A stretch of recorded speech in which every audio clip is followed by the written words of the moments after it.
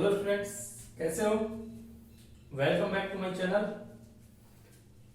आज हम लोग क्लास 12 का चैप्टर शुरू से पढ़ने वाले हैं, सॉल्यूशन। ठीक है, ये इस ईयर का मेरा पहला वीडियो है। Solution solution lecture 1। ठीक है, हिंदी में इस पार्ट का नाम है विलियन। बाइलिंगुअल हम लोग इस चैप्टर को पढ़ने वाले हैं। विलियन फर्स्ट ऑफ ऑल आता है कि डिफाइन करें हम लोग विलियन को। तो विलियन क्या है? ठीक है, किसे आप विलियन कह सकते हैं? तो देखिएगा, सॉल्यूशन आर या solution is a homogeneous mixture of two or more components. ठीक है, विलियन जो है वो दो या अधिक पदार्थों का एक समांगी मिश्रण होता है। होमोजेनियस मिक्सचर है। ठीक है, कैसा मिक्सचर है? होमोजेनियस।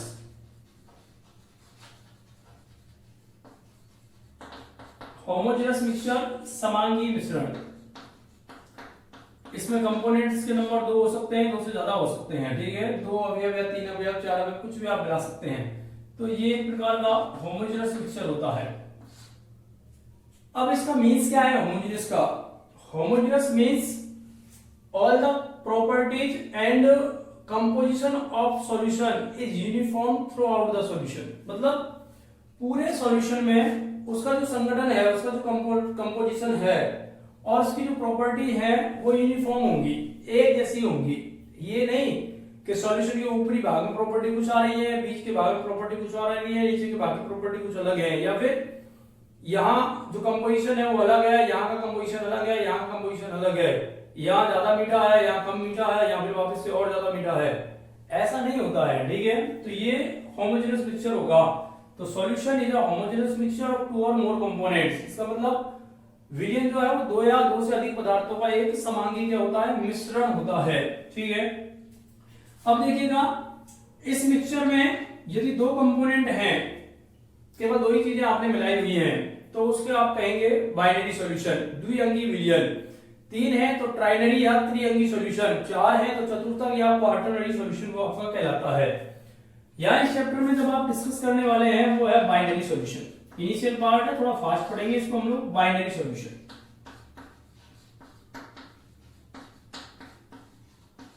द्विअंगी विलियन। कोई भी विलियन हो, उस विलियन में जितने भी कंपोनेंट्स हैं उन कंपोनेंट्स को आप दो नामों से पुकारते हैं। ठीक है, कौन कौन से हैं वो? फर्स्ट इज सॉल्यूट, विलेय बोलते हैं उसको। सेकंड इज सॉल्वेंट, विलायक। आप किसी भी टाइप का सॉल्यूशन बनाएं, चाहे वो बाइनरी हो, ट्राइनरी हो, कैसा भी सॉल्यूशन हो, उसमें सॉल्वेंट हमेशा एक होता है, सॉल्यूट एक से ज्यादा हो सकते हैं। ठीक है, तो दो कंपोनेंट होंगे आपके बाइनरी सॉल्यूशन में, जिन्हें आप एक को सॉल्यूट नाम दे सकते हैं और एक को आप देंगे सॉल्वेंट नाम।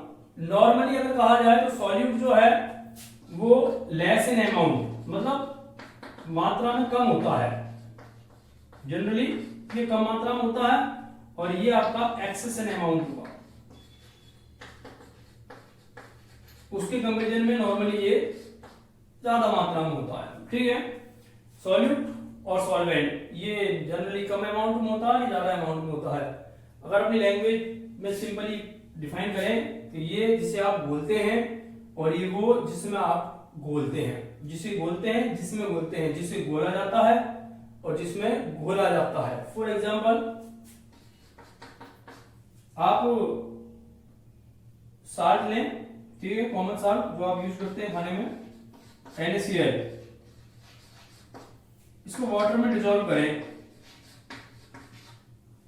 तो क्या बनेगा? एक सॉल्यूशन बनेगा, एक होमोजेनियस मिक्सचर बनेगा, जिसे आप सॉल्यूशन कहेंगे।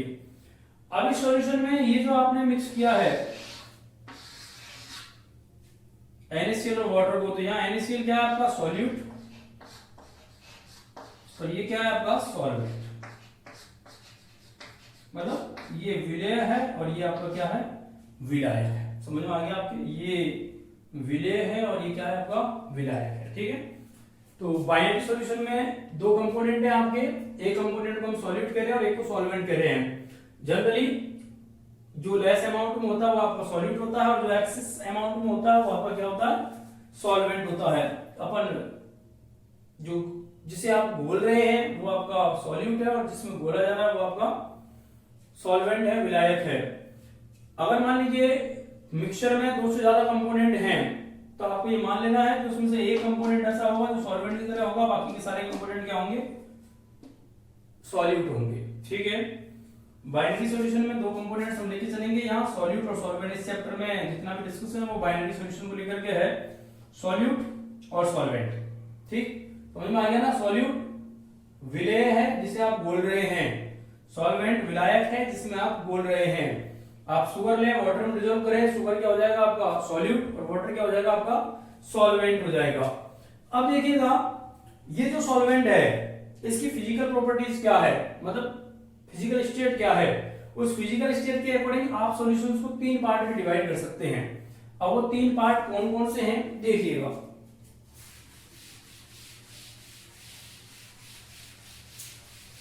आपकी बुक में एक टेबल दी हुई है इसको लेकर के, ठीक है, वहां से भी आप इस टेबल को देख सकते हैं। देखिएगा ए हो जाएगा आपका gaseous solution,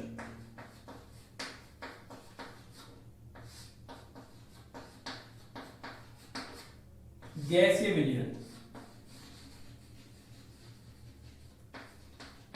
gaseous solution. Gaseous solution में जो सॉल्यूट है, सॉल्यूट सॉल्वेंट, और यहां देता हूं मैं एग्जांपल्स, ठीक से देख लेना। सॉल्वेंट क्या होगा आपका गैस। अब सॉल्यूट क्या हो सकता है, गैस हो सकता है, ठीक है, लिक्विड हो सकता है, और क्या हो सकता है, सॉलिड हो सकता है। Gas in gas, liquid in gas, solid in gas, ठीक है। तो ये तीनों टाइप के जो सॉल्यूशंस है वो क्या कहलाएंगे आपके गैसियस सॉल्यूशन कहलाएंगे। अब इसका एग्जांपल कोई भी दो गैसें या दो से ज्यादा गैसेस आप ले सकते हैं जो आपस में मिक्स मतलब रिएक्ट ना करते हो, तो O2 एंड N2, इन दोनों का मिक्सचर ले लें, mixture of O2 and N2। Normal temperature पे दोनों गैसें रिएक्ट नहीं करती हैं, तो ऐसी कंडीशन में यहां जो मिक्सचर बनेगा वो होमोजेनस नेचर का होगा और ये गैसियस सॉल्यूशन होगा। लिक्विड इन गैस, ठीक है, क्लोरोफॉर्म इन N2,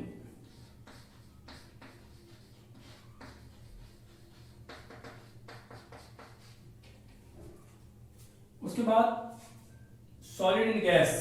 इसका एग्जांपल जैसे कैंपर, कपूर, इन एंड, ठीक है। तो ये आपका गैसियस सॉल्यूशन हो गया। इसमें सॉल्वेंट क्या रहेगा, गैस, इसी के अकॉर्डिंग इसका नाम पड़ा है गैसियस सॉल्यूशन, ठीक है। सेकंड देखिएगा बी,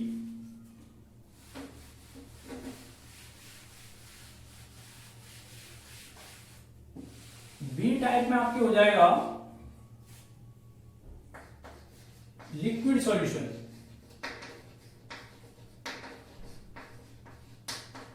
द्रव विलयन,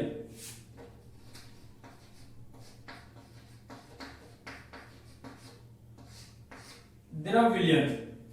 अब द्रव विलयन में सॉल्यूट गैस हो सकता है, लिक्विड हो सकता है, सॉलिड हो सकता है, लेकिन सॉल्वेंट हमेशा क्या रहेगा, लिक्विड। ये किस फेज में रहेगा, liquid, liquid. Example gas in liquid, O2 dissolved in water या dissolved O2 in water, जल में घुलित ऑक्सीजन, ठीक है। वाटर सॉल्वेंट हो गया लिक्विड स्टेट में, और O2 जो उसमें घुली हुई है जो डिजॉल्व्ड है वो क्या हो जाएगी आपके सॉल्यूट, तो O2 in dissolve water. Liquid in liquid, water plus ethanol. Normal temperature पर वाटर और एथेनॉल दोनों लिक्विड फॉर्म में है, तो इन दोनों का जो मिक्सचर बनेगा वो आपका लिक्विड लिक्विड सॉल्यूशन का एग्जांपल होगा। सॉलिड इन लिक्विड, ओ कई सारे एग्जांपल है आपके, जैसे ग्लूकोज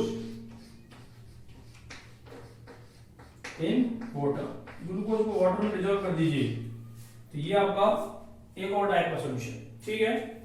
तो ये सेकंड टाइप का सॉल्यूशन हुआ जिसे आप लिक्विड सॉल्यूशन कहेंगे according to the physical state of solvent. Solvent is in liquid phase, जो सॉल्वेंट है वो आपका लिक्विड फेज में है, द्रव अवस्था में है, ठीक है। इस कारण बनने वाला जो सॉल्यूशन है वो आपका द्रव विलयन कहलाएगा। सॉल्यूट में बी गैस, लिक्विड और solid, but solvent is in liquid phase, okay. Examples, ये वाला जो सॉल्यूशंस है वो जनरली आप लोगों को देखने को मिलते हैं सॉलिड इन लिक्विड, ठीक। थर्ड क्या रहेगा आपका, थर्ड देखिएगा,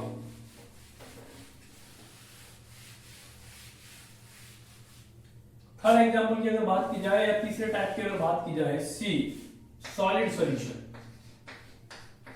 अब तक तो आप समझ ही गए होंगे कि यहां जो सॉल्वेंट है वो कौन सी फॉर्म में होगा, सॉलिड फॉर्म में, और जबकि सॉल्यूट जो है वो किसी भी फॉर्म में हो सकता है,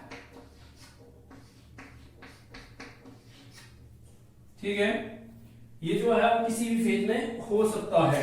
तो देखिएगा किस किस फेज में है। सबसे पहले गैस इन सॉलिड, ठीक है, जैसे हाइड्रोजन जो है वो पैलेडियम, पीटी या निकल की सरफेस पर क्या होती है, एडजॉर्ब होती है। तो यहां आप देख सकते हैं ये जो है गैस वो सॉल्यूट है, और यहां ये क्या कहलाएगा आपका, सॉल्वेंट कहलाएगा। तो हाइड्रोजन गैस जो है वो पीडी, पीटी और निकल जो कि मेटल्स हैं इनकी सरफेस पर जाकर के जमती है, तो वो एक प्रकार का सॉल्यूशन होता है। यहाँ सॉल्यूट का जो अमाउंट है वो सॉल्वेंट के अमाउंट से ज्यादा हो सकता है। सेकंड है liquid in solid, liquid in solid Na+Hg, sodium amalgam, इसका एग्जांपल ये हो गया आपका सॉलिड फेज में और ये हो गया आपका लिक्विड फेज में, ठीक है, जिसको आप सोडियम अमलगम बोलते हैं, सोडियम अमलगम। उसके बाद सॉलिड इन सॉलिड, बहुत सारे आपके एलॉय हैं, ठीक है, जैसे गोल्ड प्लस कॉपर, गोल्ड के साथ कॉपर मिला के ज्वेलरी बनाई जाती है, कई बार कॉपर का कुछ अमाउंट उसमें मिक्स होता है, तो Au+Cu। उसके अलावा भी कई सारे एलॉय हैं, जैसे जर्मन सिल्वर है, ब्रॉन्ज है, ब्रॉस है, वो सारे ही सॉलिड इन सॉलिड सॉल्यूशन का एग्जांपल है, because they are homogeneous mixture. तो ये आपके टाइप्स ऑफ सॉल्यूशंस थे, ठीक है। अब देखिएगा यहां तक का जो पार्ट है वो सिंपली आपको समझना है, थोड़ा बहुत पढ़ना है। अब यहां से आगे न्यूमेरिकल पार्ट आता है, जहां से अक्सर करके आप लोगों से क्वेश्चन डिस्कस किए जाते हैं। तो देखिएगा क्या क्या है। तो सॉल्यूशन का नेक्स्ट एंड इंपॉर्टेंट टॉपिक है आपका concentration terms of solution.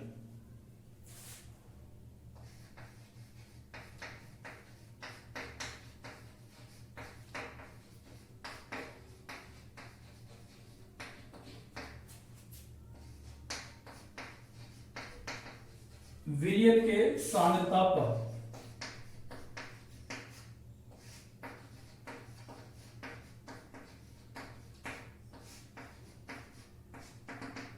Concentration terms of A solution, विलयन के सांद्रता पर। अब देखिए कोई सॉल्यूशन आप फॉर्म कर रहे हैं, तो सॉल्यूशन को फॉर्म करते समय सॉल्यूट और सॉल्वेंट किस रेशो में लिए गए थे, मतलब सॉल्यूट का कितना अमाउंट डिसॉल्व है एक सर्टेन अमाउंट ऑफ सॉल्वेंट और सॉल्यूशन, तो उसे हम लोग विलयन की सांद्रता और कंसंट्रेशन के रूप में क्या करते हैं, रिप्रेजेंट करते हैं, ठीक है। amount of solute which is present in a certain amount of solvent or solution is expressed by the concentration of a solution, ठीक है। मतलब किसी विलयन में विलायक या विलयन की निश्चित मात्रा में उपस्थित विलय की मात्रा को विलयन के सांद्रता पदों के रूप में क्या किया जाता है, व्यक्त किया जाता है। आप उसे उसकी कंसंट्रेशन टर्म्स के रूप में रिप्रेजेंट करेंगे। ये जो सांद्रता पद है वो क्वालिटेटिव और क्वांटिटेटिव दोनों फॉर्म में रिप्रेजेंट किए जाते हैं। क्वालिटेटिव की अगर बात करें तो उसमें केवल एक ये आइडिया लगता है कि यहाँ विलेय की मात्रा ज्यादा है और वहां विलेय की मात्रा कम है, मतलब सॉल्यूट यहाँ लेस अमाउंट में और वहां एक्सेस अमाउंट में है। तो हम यूज करते हैं जैसे तनु और सांद्र, डाइल्यूट और concentrate solution. Dilute solution it means solute का जो अमाउंट है वो कम है, concentrate solution it means solute का अमाउंट ज्यादा है, लेकिन वहां एग्जैक्ट वैल्यू का पता नहीं चलता, इसीलिए यहां हम लोग क्वांटिटेटिव जो टर्म्स हैं इसकी वो इंपॉर्टेंट है, उन्हें हम लोग यहां डिस्कस करने वाले हैं। ठीक है, तो देखिएगा कौन कौन सी कंसंट्रेशन टर्म्स हैं, बड़ी इंपॉर्टेंट है, यूजफुल है, पूरे चैप्टर में काम आने वाली है और आगे के चैप्टर्स में भी यूज आएंगी। तो पहली आपके मास परसेंटेज,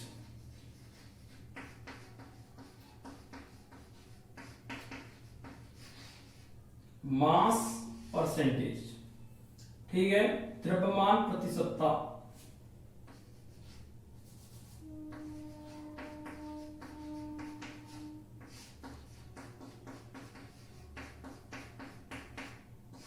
इसको वेट बाई वेट परसेंटेज करके भी लिखा जाता है।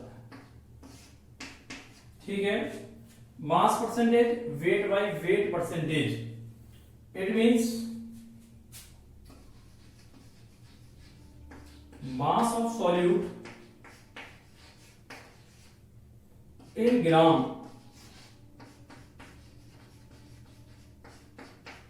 present in 100 gram of solution।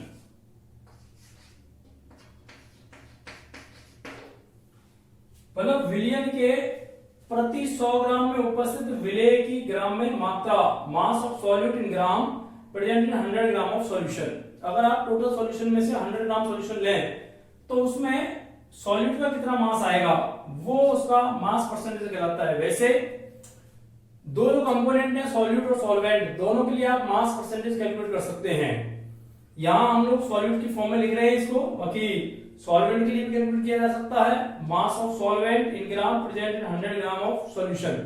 अगर आपसे कहता है दो कंपोनेंट है ए और बी, ए का मास परसेंटेज भी निकलवा सकता है और बी का मास परसेंटेज भी कैलकुलेट करवा सकता है, लेकिन यहां हम लोग केवल सॉल्यूट के मास परसेंटेज को डिस्कस कर रहे हैं, तो इसलिए मैंने यहां सॉल्यूट वर्ड का यूज किया, बल्कि आप लोग लिख सकते हैं mass of component in gram present in 100 gram of solution. ठीक, तो मास of solute in gram present in 100 gram of solution.